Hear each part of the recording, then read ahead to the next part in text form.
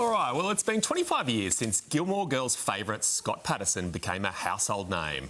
As gruff but lovable Luke Danes, the flannel-wearing, coffee-pouring, no-nonsense owner of the best diner in Stars Hollow.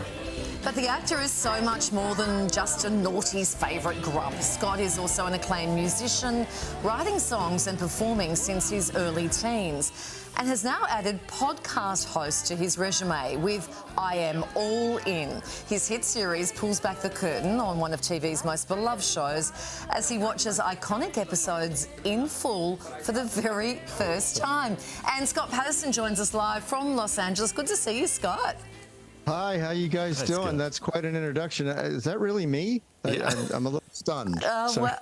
Well, it sure is you. When you first put on Luke's flannel shirt, did you know that you would become an inspiration for entertainment editors here in Australia? I'm talking about Pete Ford. I know you were watching when you saw me have a go. Actually, the first thing that entered my mind. I said, as soon as I saw the first flannel, and I know you guys are really tough on shirts because I just saw you take that guy apart in the previous segment.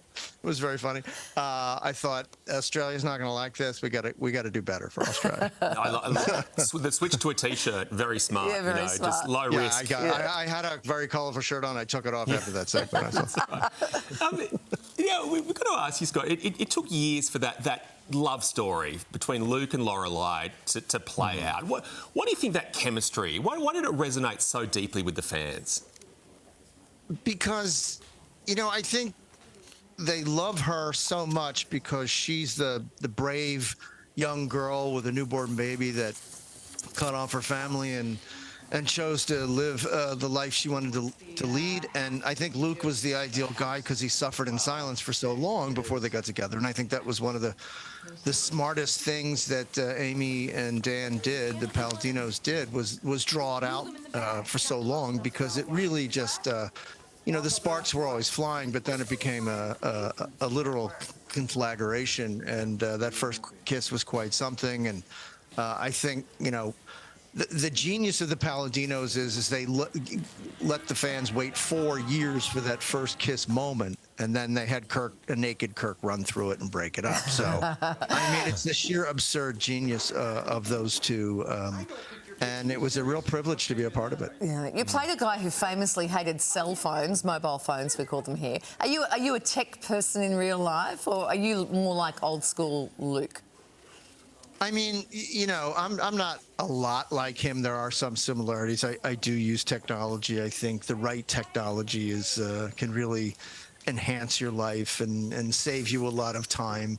I think it's just the overuse of it, and people obviously spend too much time on their phones, and they have to stop doing that.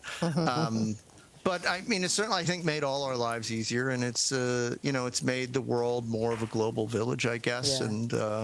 And it's getting to, it's lighting up all these places in the world. So I think it's a force for good, but I think we probably do need some oversight and some regulation in some of those areas. Yeah, looking back, is there a scene or a moment from Gilmore Girls that still stands out to you as your favourite one to film?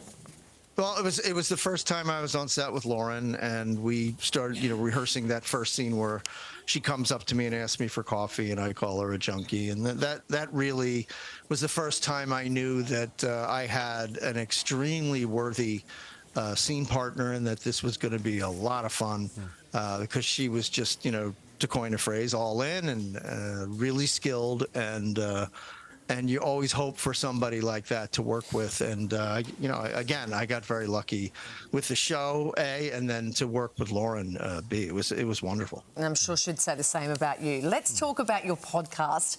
What made you decide to launch I Am All In? You just referenced the title there. I have to stay busy, and I have to stay active, and pandemic really, forced everybody to power down. And I decided, I thought I had an original idea of a rewatch. Okay, I called iHeart. I had a relationship there with Amy Sugarman, who's now my executive producer. And I pitched the idea, and she goes, "That sounds really good." And the next day, she called back and said, "Look, yeah, we have a deal." And I thought, Fantastic. and they said, by the way, we have 20 other rewatch podcasts, by the way, so your timing's really good. And it's just been a wonderful experience with iHeart. Just really great people. We have a great team at iHeart. They're really fun and they're really smart and good people. And we're just having a blast. Yeah, I think what makes your rewatch so interesting, though, is that you went so many years without actually seeing this show. How can you do that, and why? I don't like to watch myself. It's not something I do. I get up and leave. If I have to go to a premiere or something, I get up and leave, and I go to the bar next door and I have a couple of drinks, and then I go to the after party. But I don't want to see it. I just don't want to see it. What's been the best untold Gilmore Girls story that a guest has shared on the podcast? One that you went, I had no idea that happened. You mean for fans that they didn't know? Oh gosh. Or anything really that. I don't know. I think. Okay, so one takeaway is Melissa McCarthy is maybe funnier in life than she is on screen, and that's hard to surpass. Yeah. Wow. Because she's awfully funny on screen and awfully endearing, but off screen, that's when the show begins. Yeah. And Sally Struthers is the same way. She's hysterically funny. They both had us in stitches pretty much all the time. So it was a really nice place to work. Yeah. You know, You feel some like very funny people. I feel like she's playing her true self on Yeah. camera. Oh, there's no acting there, but she is a very skilled character actress. Yeah. She can do all kinds of accents and behaviors. I mean, she's wonderful. Now, before we let you go, we've got to know: are you Team Dean, Team Logan, or Team Jess?